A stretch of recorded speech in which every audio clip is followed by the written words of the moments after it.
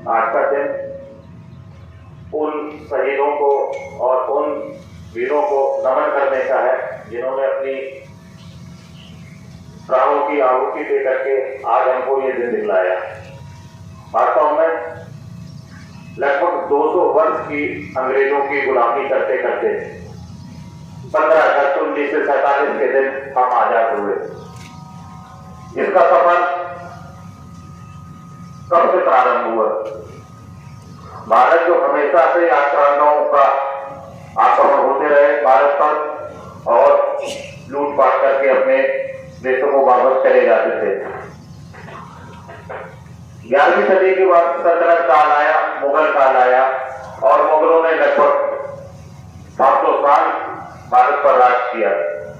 अब भारत में मुगलों का राज और अंग्रेजों के राज में एक अंतर माना जा सकता कि वो यहाँ आकर के आपकी संस्कृति में मिलजुल गए थे, लेकिन जो अंग्रेज आए उन्होंने भारत को कभी अपना देश नहीं माना। उनका एकमात्र उद्देश्य था कि यहाँ आकर के यहाँ से कर वसूल करके अपने इंग्लैंड में वापस देना। उनको यहाँ की संस्कृति से कोई लेना देना नहीं था। 16वीं सदी में एक मछलीपट्टनम से शुरू होने वाली ईस्ट इंडिया कंपनी, जिसने अपना मसालों का व्यापार शुरू किया था और लगभग 100 वर्ष तक उसने यहाँ कारोबार किया और 1757 अर्थात प्लासी का युद्ध आप लोगों ने पढ़ा होगा।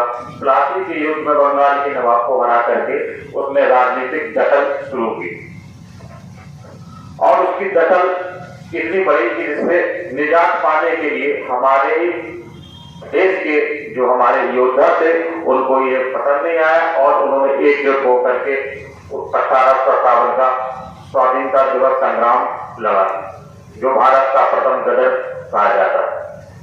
यद्यपि भी हमें इसमें सफलता नहीं मिली और हम पूर्ण रूप से अंग्रेजों को वापस नहीं कर पाए अपने देश, लेकिन एक उद्देश्य मिल गया था कि हमको एकजुट होना है।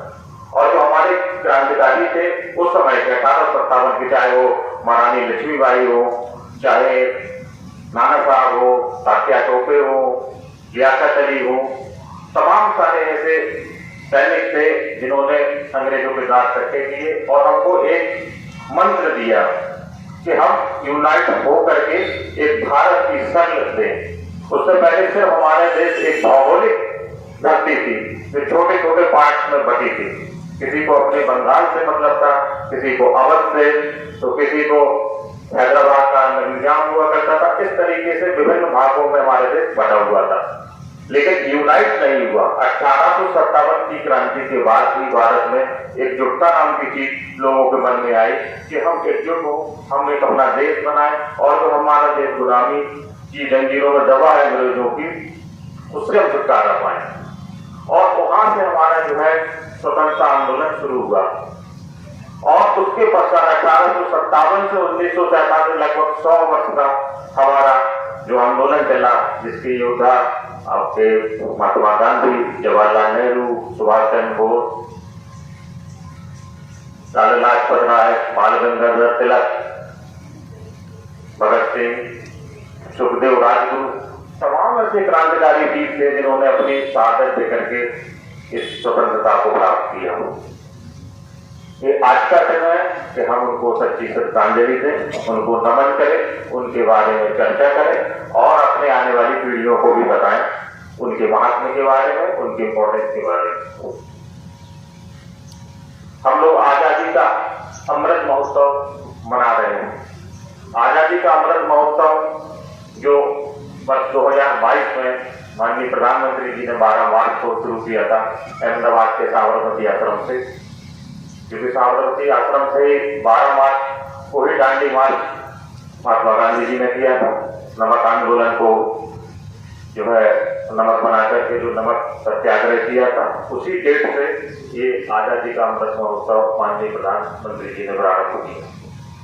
इसमें इसका उद्देश्य यही है कि हम अपने देश के लोगों को अपने देश के महान और अपने संस्कृति के बारे में बताएं कि हमारा कल्चर कितना पुराना है, कितना अच्छा है, इसको जानने।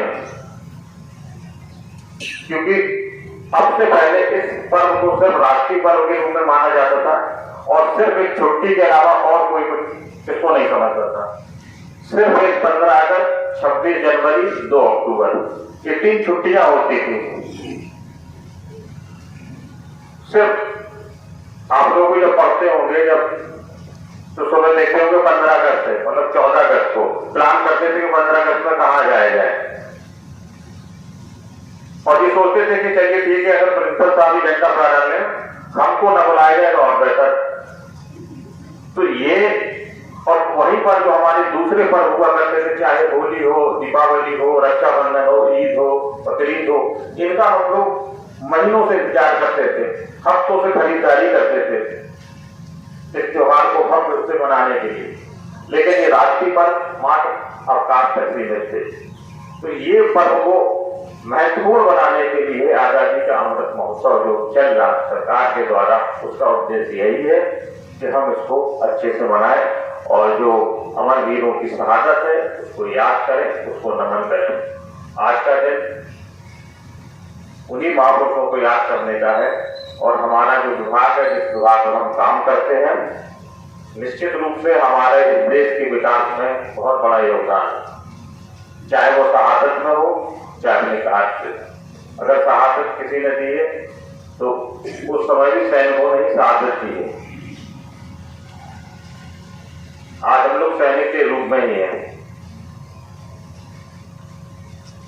तो हम लोग अपने कार्य से, हमारा काम है कानून व्यवस्था और अपराध के नियंत्रण करना, और उसी अच्छे वातावरण को बनाएंगे तभी हमारा विकास, हमारा देश विकास करेगा। आज के मौके पर मेरा यही संदेश है कि आप लोग इस त्योहार को अपने त्योहार की तरीके से मनाएं, भव्यता के साथ मनाएं, सादगी के साथ मनाएं, लोगों से मिले जुले, उनको स्वतंत्रता दिवस की बधाई दें। यही मेरा आज के दिन आप लोगों का थैंक यू।